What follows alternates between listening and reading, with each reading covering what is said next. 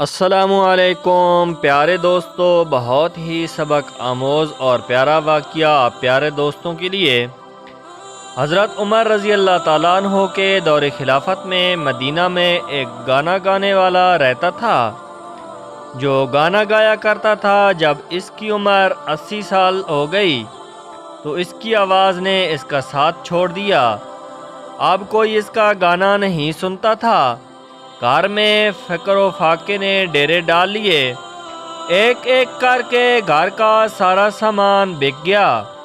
آخر تنگ آ کر وہ شخص جنت البقیع میں گیا اور بے اختیار اللہ کو پکارنے لگا، یا اللہ، اب تو تجھے پکارنے کے سوا کوئی راستہ نہیں، مجھے بھوک ہے، میرے گھر والے پریشان ہیں، یا اللہ، اب مجھے کوئی نہیں سنتا تو تو میری سن، میں تنگ دست ہوں، تیرے سوا میرے حال سے کوئی واقف نہیں۔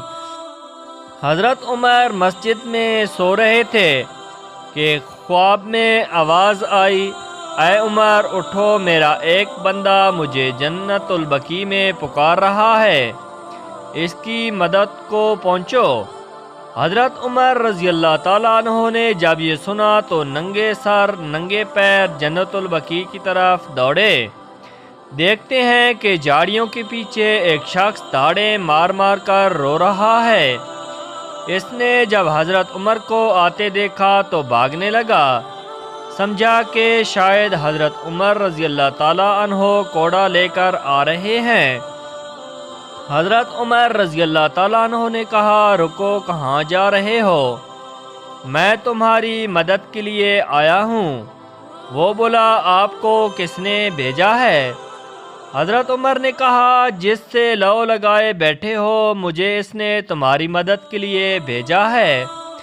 یہ سننا تھا وہ شخص گھٹنوں کے بل گرا اور داڑیں مار مار کر رونے لگا اور کہنے لگا، یا اللہ، ساری زندگی تیری نافرمانی کی، تجھے بلائے رکھا، یاد بھی کیا تو روٹی کے لیے، اور تو نے اس پر بھی لبیک کہا، اور میری مدد کے لیے اپنے اتنے عظیم بندے کو بھیجا۔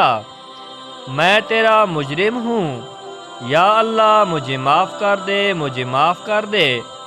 یہ کہتے کہتے وہ مر گیا۔ حضرت عمر رضی اللہ تعالیٰ عنہ نے اس کی نماز جنازہ پڑھائی اور اس کے گھر والوں کے لیے بیت المال سے وظیفہ مقرر فرمایا۔ پیارے دوستو، بے شک اللہ پاک کی ذات بہت ہی غفور الرحیم اور مہربان ذات ہے۔ اگر کوئی اسے پکارے تو وہ ذات اپنے بندے کو کبھی بھی اکیلا نہیں چھوڑتا، ہر وقت اپنے بندے کی آواز سنتا ہے اور اس کی جو بھی فرمائش ہوتی ہے وہ پوری کرتا ہے۔ پیارے دوستو، ہمیں بھی چاہیے کہ اللہ پاک کی فرمانی نہیں کرنی چاہیے اور ہر وقت اس پاک اور بابرکت اور باصفات ذات کا شکر ادا کرنا چاہیے اور اسی باصفات اور مہربان ذات سے مانگنا چاہیے جو ہر چیز سے ماورا ہے۔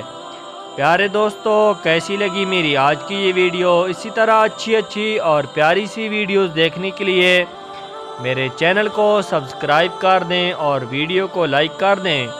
پیارے دوستو، ملتے ہیں ایک نئی ویڈیو کے ساتھ، تب تک کے لیے اللہ حافظ۔